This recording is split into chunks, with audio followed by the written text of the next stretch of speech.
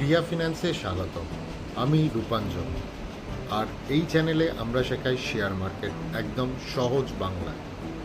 আর আজকের বিষয় হলো ডেরিভেটিভস, অন্য কথায় বলতে গেলে ফিউচার অ্যান্ড অপশনস। তাহলে শুরু করা যাক।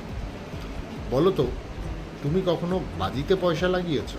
না না, লুডো বা ক্রিকেট না, মানে এমন কোনো বাজি যেখানে তুমি বলেছো দেখিস কালকে এই জিনিসের দাম বাড়বে।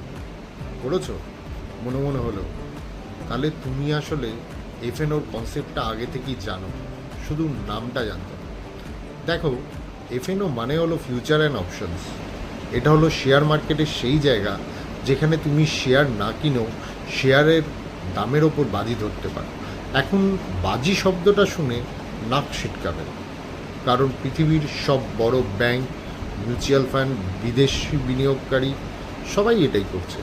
পার্থক্য শুধু একটাই, তারা এটা করছে মাথা কাটিয়ে, আর বেশিরভাগ রিটেল ট্রেডার করছে আন্দাজে।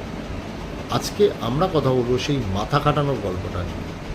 ধরো, তোমার পাড়ার মিষ্টির দোকানদার রামবাবু। পুজোর আগে রামবাবু জানে ছানার দাম বাড়বে, কিন্তু এখনই গুদাম ভর্তি ছানা কিনে রাখার টাকা নেই। তাই সে ছানার সরবরাহকারীকে বলল, দাদা, আমি তোমাকে এখন 500 টাকা দিচ্ছি, পুজোর আগে তুমি আমাকে 100 কেজি ছানা দেবে, 100 টাকা কেজি দরে। সরবরাহকারী রাজি। এখন পুজো এলো, ছানার দাম হয়ে গেল 140 টাকা কেজি। রামবাবু কিনলো 100 টাকায়, বাঁচলো তাহলে 40 টাকা। মোট 100 কেজিতে বাঁচলো 4000 টাকা। দিয়েছিল মাত্র 500। এটাই এফ&ও। শেয়ার মার্কেটে ছানার জায়গায় আছে নিফটি বা কোনো কোম্পানির শেয়ার।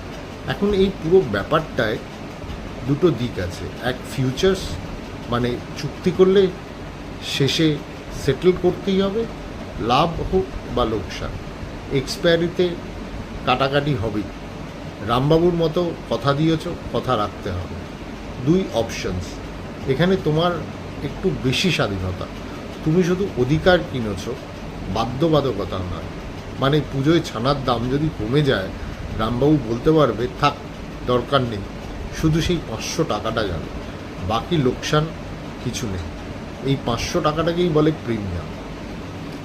তো বন্ধু, সহজ করে বললে ফিউচার্স ইকুয়াল টু চুক্তি, এড়ানো যাবে না। অপশনস ইকুয়াল টু অধিকার, ইচ্ছে হলে ছাড়তে পারবে। আর এই দুটো মিলিয়েই তৈরি হয় এফএনওর দুনিয়া। পরের ভিডিওতে আমরা দেখব কল অপশান আর পুট অপশান কোনটা কখন কিনবে, সেটাই আসল খেলা।